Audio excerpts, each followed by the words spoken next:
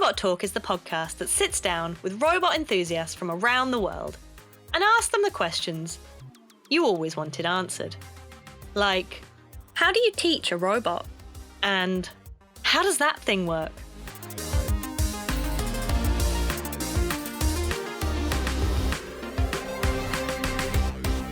Hello everyone! Welcome to Robot Talk. I'm your host, Claire Asher, and this week we're returning to the topic of robotic manipulators to find out about how they can learn to perform everyday tasks more effectively.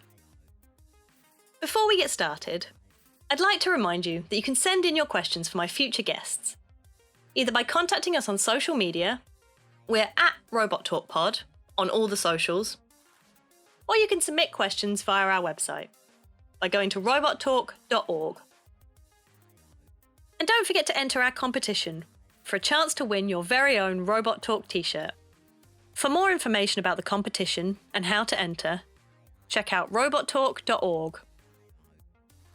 So, without further ado, I'm excited to introduce this week's guest. I recently had a really interesting chat with Edward Johns from Imperial College London, all about robotic manipulators, learning, and artificial intelligence.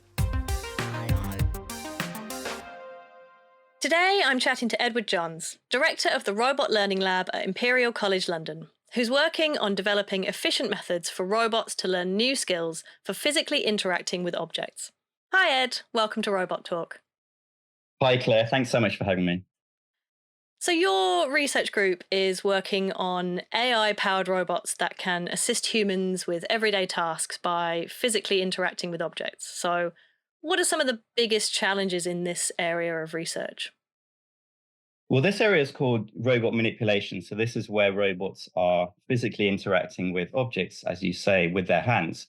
And it is very, very difficult, but this is really why I enjoy it, because there's so much work left to do. I think that one of the ways that we can understand why it's difficult is by thinking about the diversity of tasks that we do as humans with our own hands. So just think about all the things you've done today with your own hands. We've got to now get robots to do all of those things. And there's a very, very large range of these tasks. So it's not that each individual task is difficult. If you were to think of a specific task, a very narrowly defined task, and ask me to design a controller for that, I could probably go away and do that for you within a few days. But it's the fact that there's so many different tasks that we need robots to do with their hands in everyday environments. And that's really, really difficult, because these tasks could range from very low level control tasks like screwing in a light bulb, all the way to much higher level planning type tasks like how to tidy a room or how to stack a dishwasher. So there's just so many tasks out there. Each one can sometimes be quite complex, but it's the fact that we have so many of the tasks that we want robots to be able to perform, which is why it's so difficult. And this is why manipulation might not have progressed as quickly as other areas of robotics, where actually the tasks are much easier to either manually define or to collect data for, because there's a much narrower distribution of tasks in fields like legged robots and locomotion, or navigation for driverless cars. Yeah, and I guess maybe partly because people have watched too much sci-fi, but our expectations for what a robot should be able to do is kind of, most people don't expect a robot to just do one task. They expect it to be able to do, a big range of tasks, or ideally everything that a human can do, which is, as you said, an awful lot of different things. That's absolutely right. And you think about what's the difference between, one of the big differences between humans and many other animals is that we can use our hands. And so that's something that we capitalize a lot on as humans. And therefore, we're just very, very used to being able to do things with our hands. And the world is designed around things that can be manipulated with our hands. A lot of tools and appliances require us to use our hands to interact with them. So we do expect robots to come in and work within those environments that we've designed for our own hands. And therefore, it's very, very difficult to come up with solutions to all of these problems that we ourselves just find very natural to solve with our own hands. Yeah, definitely. And I guess a lot of robots as well don't have 5 fingers. They don't even really necessarily have what you would call a hand. It's kind of more of a gripper. It's true. I think so. There's a lot of people who work on what you would call multi-fingered robot manipulation, but Mm. it's actually surprising as to how much a robot can do with just two fingers. So just kind of like a thumb and an index finger moving up against each other. You can do a lot of things just remotely controlling a robot. So there's lots of examples of humans teleoperating robots with just very, very simple parallel jaw type grippers, performing a very wide range of tasks. And to me, that says that actually the main challenge at the moment is on the AI and control side rather than the hardware side. Because Mm. if a human can control a very simple robot to perform a wide range of tasks, then we don't really need to improve that hardware at the moment. The bottleneck is the AI. So the hardware may become a bottleneck in the future, but at the moment, it seems to be that the AI and control side is where we're really struggling. Okay. What about the kind of sensory feedback side? I mean, I'm thinking of like the difference between picking up a peach versus, I don't know, a brick, and the amount of sensory feedback humans get from the objects they're touching to decide how much force to put into picking something up, or, those kinds of things. Yeah, well, I think if you're just talking about picking up an object, so if I were to remotely teleoperate a robot and I had a peach and a brick, I don't think I'd really need force feedback because actually I can just use my eyes Mm, to yeah. determine where the finger is relative to the edge of that object. And I know that I shouldn't be squeezing a peach too much. And so I know that I shouldn't be moving the fingers um, much beyond the skin of the peach. Mm, But if you wanted me to do something like peel the skin of some fruit or vegetable, that would be very, very difficult without tactile feedback because the amount of precision that we can get just with visual feedback is limited when it gets to that kind of millimeter level of tolerance. So there are lots mm, of tasks that we don't need tactile feedback for. Um, and probably the first generation of everyday robots that we have in the home, for example, won't have tactile feedback. They'll just be going around using vision. They'll be doing relatively coarse tasks, picking up objects, placing them elsewhere. But then at some point in the future, we will want robots to come in and start peeling things. yeah. And that's when maybe the tactile feedback will become more important. Yeah, that makes sense. So, a key aspect of your work is developing robots that can learn new skills by imitation. So, the robot watches a person demonstrate the task and then copies it. This way of learning is very intuitive to us as humans, but I imagine it's much more difficult to replicate in a robot. So, how are you approaching this? So it is. You're right in that it's very intuitive for humans to learn this way by observing other humans or being taught through demonstrations.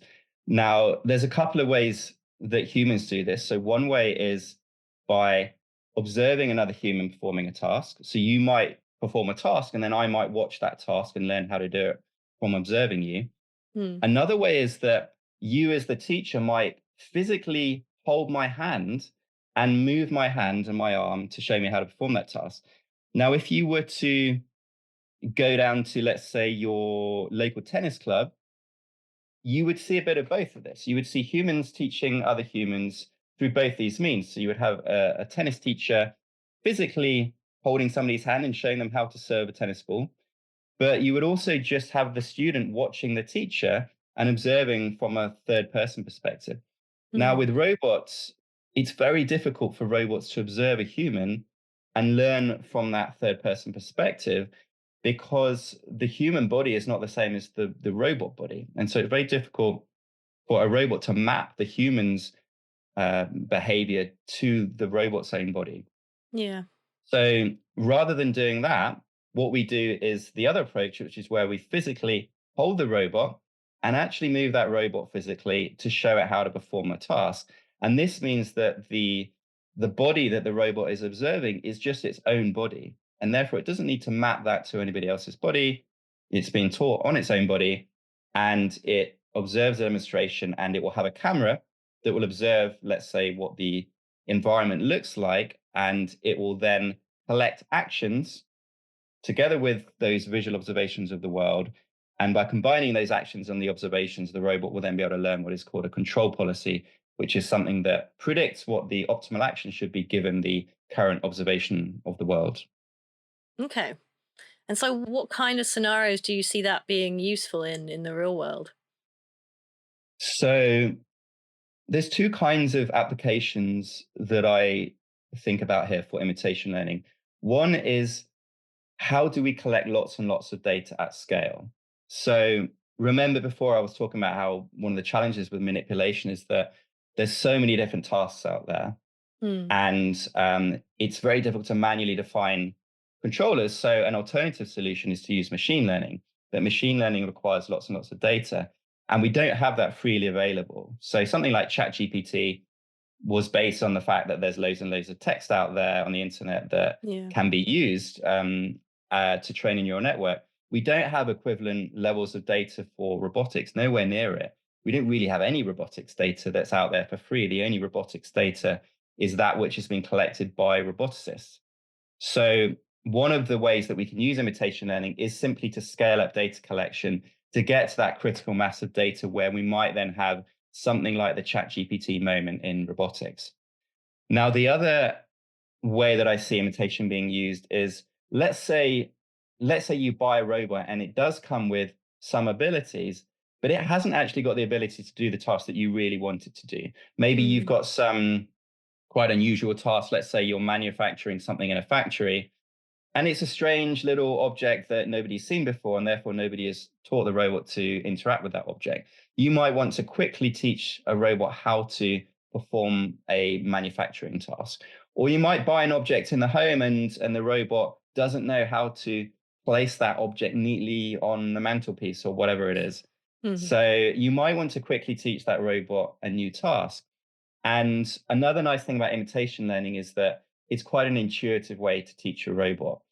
I imagine that hopefully, with the methods that we're developing in my lab, anybody can walk in off the street and we can say to them, hey, please teach this robot a task of your choice. And that human would be able to teach that robot without them having to be an expert roboticist. Mm. I guess it probably is less applicable to very precise tasks. Like, you wouldn't teach someone how to perform heart surgery using this kind of method, right? Because the hand movements are so delicate and so precise that it becomes very difficult to use that system. I think that you're right in that, yeah, it is difficult to quickly teach a robot how to perform something with high precision. So one of the tasks that we think a lot about and we study is inserting a light bulb into a socket. Mm. That requires a lot of precision. It requires sort of millimeter level accuracy. It does take us longer to teach that than it does to pick up a banana from the table. Mm. So it does require a little bit more time, but we can actually get pretty good demonstrations, and we can actually achieve some very high accuracy in the learn controller as long as we take our time to provide that demonstration. That doesn't necessarily mean that it's ever going to be used in something like heart surgery, where Yeah. the issues may not be about um, precision, but more about, do you actually want a robot ever to fully autonomously operate on your heart? Yeah. But I think that in terms of the science and engineering, yeah, I think we could get robots one day to learn how to perform something like heart surgery with imitation learning. Of course, those demonstrations wouldn't be done live on a patient, they would be done in simulation or on a virtual heart of some sort. Yeah, of course.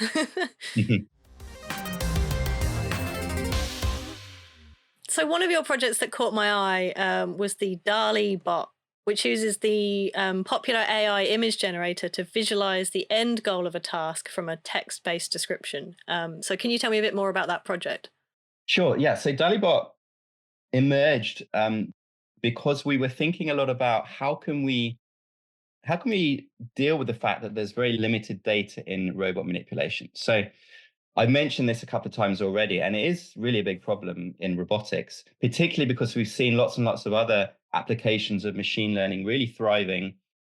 But those other applications required the presence of lots and lots of data. We don't have that in robotics. But one way of addressing this is thinking about, well, what's the kind of data that there is lots of availability of, And Mm. could we perhaps use that in a creative way for applications beyond just things like ChatGPT? And one of those ideas we came up with was using these image generation models as a robot's imagination engine. So there are these amazing tools these days where you can type in a text prompt and then the AI system will generate an image that is very, very realistic and essentially conforms to whatever you've asked it to create. Now we started thinking about, well, wouldn't that be great as a way for a robot to imagine something that it wants to then create? And Mm. specifically in manipulation, you can imagine a task like a robot stacking a dishwasher or a robot, let's say, setting the table for dinner. Okay, so you might say to the robot, please set the table for dinner. How does the robot know where the knife, the fork, the plate, and the spoon should go? Well, actually, if you were to type into one of these image generation models, create an image of a knife, a fork, a plate, and a spoon, it would create an image where the knife is on the right, the plate, the fork is on the left, the spoon is on the top, and the plate's right in the middle. Yeah. And therefore, we decided to look into, can we use these image generation models as a sort of natural way for a robot to understand how objects should be placed relative to each other without us having to manually define all of these rules about knives going to the right of plates and forks going to the Yeah. left, Yeah. etc. So we're exploiting the fact that there's lots of this data available in terms of images and language, but this data wasn't curated specifically for robotics. We're now thinking of creative ways to use that for robotics. And we found that this works really well to allow robots to imagine these goal images that they might then want to create over the next few seconds. It's a really cool idea. I would never have thought of doing that, but it's a really clever way of using these image generators, which are, I guess most people are just using them as a bit of fun, but they are amazingly accurate for a lot of images. Not all images, I would say, but a lot. Well, I think, yeah, you've touched on an issue that we found is that sometimes the images that these image generation models were generating were a little bit too arty and fancy. So, Okay. an image of a knife, fork, plate, and a spoon is very practical for robotics, but it's really boring for a human to generate that image. And actually, these AI tools have been designed to really optimize for things that just look visually appealing and aesthetically beautiful, perhaps even introducing little twirls and little sparkles here and there, which may not be Mm. that realistic. And so, if you were to generate one of these images that looks beautiful, but isn't actually how these things look like in the real world, then whilst that might be useful for an artist, it's actually not so useful for a robot to go and recreate one of these scenes physically. So, we had to be very careful about filtering out those images which were a little bit too arty and focusing on the images that were a little bit more realistic. Mm. Are you able to do that like automatically, or is that a manual task? So we did that manually. We did things like we checked the number of objects in the generated image and made sure that it matched up with the number of objects in the real scene. Because, for example, one of the examples that we might have seen would be there would be 10 knives generated in the scene, even though we asked for only one knife. And the knives would Mm. be arranged in some like nice kind of fan coming out from the plate. And it would look quite attractive if you were trying to come up with some quirky piece of art that involved a knife. But of course, that isn't the scene that we actually want the robot to create. So we had to come up with rules for how to filter out those more quirky images and just retain those ones which are a little bit more realistic. Cool. Well, yeah, I think it's an interesting project that I guess I imagine you'll be continuing to work on and develop in the future. Yeah, we're definitely looking into how can we exploit all of these amazing tools that are coming out from the big tech companies and trying to think of creative ways to use them in robotics contexts. Mm. So, looking to the future a bit more, where do you see these kinds of intelligent robotic manipulators being applied in the real world? So I think that in the very long term, anywhere where a human today is performing tasks with their hands, this could be done by a robot. I think to be a little bit more concrete, maybe I can give you some examples of where these robots are used today, some examples Mm. of where they might be used in a few years, and then some examples of where they might be used in many years' time. So, one example today is in warehouses. So, robots today in warehouses, there are examples of these robots where there are objects coming down a conveyor belt, and the robot will use a camera to identify what type of object is in front of it, and then decide how to pick up that object and decide what to do with that object. So maybe it's sorting some recycling, and the robot needs to determine whether it's plastic or paper, and therefore send it down the appropriate route. Mm. So this is using AI. It's relatively narrow definition of AI, but certainly the robot is reasoning internally about what it needs to do. It's not a pre-programmed decision-making algorithm. So that's something that happens today.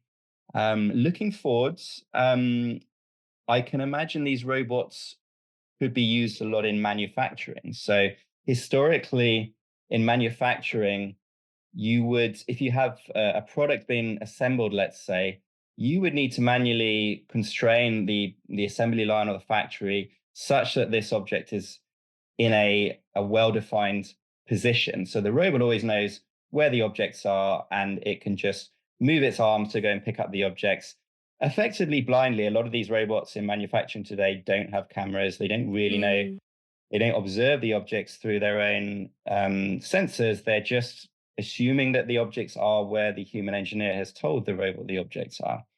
But imagine you were to slightly change one of these objects, suddenly the entire pipeline would have to change. Even an object moving, a couple of millimeters away from where it's supposed to be, or adding a tiny little extra part to an object, that could result in the whole pipeline failing. And so the way I imagine this going with AI-based manipulation is that robots will be able to very quickly learn a new assembly task from, let's say, human demonstrations of that task. So as soon as you've got a new object that comes in, you just spend a few minutes with the robot teaching it that new task. And that same physical robot can then be taught lots and lots of different tasks. Every day it can assemble a different product, rather than you having to redesign the entire factory, bring in a team of engineers to dismantle everything and rebuild it for each new product. You could just use Mm. that same reusable hardware. So that's where I see things going over the next few years. And then in the longer term, we can start thinking about domestic robots. So robots that would come into the home and clean and tidy our homes for us. This is really, really challenging because this diversity of task issue is very, very prominent in something like your own home, where you have so many different objects. The objects you have are different to the objects that other people have in their own homes, and you Yeah. have very many objects anyway. So this is really, really difficult. And there's also the safety issues with having robots in your home, chopping up vegetables with a knife. So I imagine there's going to be lots of issues there, even once the science and technology behind it is actually solved. Yeah, that definitely seems like a massive step up in terms of difficulty. Especially because so many of those tasks, like the right way to do them is at least partly personal preference. Yeah, well, I think the preference thing will come even later. So I think the first generation of domestic robots, you'd be happy if that robot could even do the average of what everybody wants the robot to do with Yeah. certain objects. So for example, today we have robot vacuum cleaners. There's a limited amount of customization, maybe telling the robot which room you want the robot to vacuum. But people are quite happy for those robots to come in and just do what the robot thinks it should do. But Mm. certainly in the future, imagine, if you have a human uh, professional cleaner, you would tell them where you want things to go, and you wouldn't expect that person to sort of ignore your Yeah. requests. So I think in the very long term, these robots should be adapting to our personal preferences, but that might be too much of a demand for the first generation of domestic robots. Yeah, this is coming back to what I was saying at the beginning about expectations, is that robots should be able to do everything that a human can do, and anything less than that is like some kind of failure. Yeah, well, it's a bit of a chicken and egg problem there, because of course for these domestic robot companies to start to sort of have enough money in order to develop these robots, which Mm, can then be a little bit more intelligent and can personalize to you. They need to go through these early generations of domestic robots, which maybe can't personalize to you and are not perfect and actually may not be better or cheaper than just doing it yourself or hiring somebody else to do it. So maybe the first generation of robots will be a little bit gimmicky and it will be for very wealthy people to show off to their friends rather than for it being an actual cost saving or practical use. yeah, yeah. Um, you're also on the executive committee of the Imperial College Robotics Forum. So can you tell me a bit about that? Sure. Yes. So I'm in the Department of Computing at Imperial College London, and most of my colleagues are actually in different departments. So they're in Department of Mechanical Engineering, Design School, Bioengineering, Electrical Engineering, wherever. And a lot of us, what we find is that we have more in common with the roboticists in other departments than those others in our own departments. And this Mm, is because robotics is very multidisciplinary. It doesn't naturally fit with any one department. And therefore, we decided to create the Robotics Forum, which brings together all the roboticists at Imperial College London across the different departments.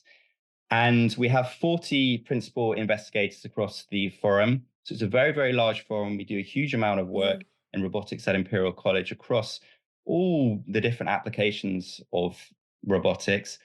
We have over 200 PhD students all working in different areas across different departments. And the forum just brings us together. It allows us to collaborate, write grants together, engage with industry together. And it's just a really nice opportunity for me to hang out with my colleagues from other departments whom I otherwise wouldn't see. Yeah, it's a really nice idea. I mean, this podcast is based at Imperial, and yet I'm still discovering new people there who are working in robotics who I didn't know about. So it's an amazingly diverse group of researchers. Yeah, it's one of the great things, but also one of the bad things about robotics. I love the fact that I learn all sorts of different skills as a roboticist, all the way from the mechanical side to the software and AI side. But it does mean that everybody's a bit of a misfit. So our friends are in sort of, in different places to where other people's friends might be. And so because of that, that's why we created the forum. So sometimes, good things come from being a misfit, I think. Yeah, I mean, I'm a biologist who has a robotics podcast, so being a misfit is something I can definitely relate to. Absolutely. So you know how I feel. Exactly, yeah. Ed, it's been fun talking to you today. I've been speaking to Edward Johns, Director of the Robot Learning Lab at Imperial College London. Thanks, Ed. Thank you very much, Claire. Bye-bye.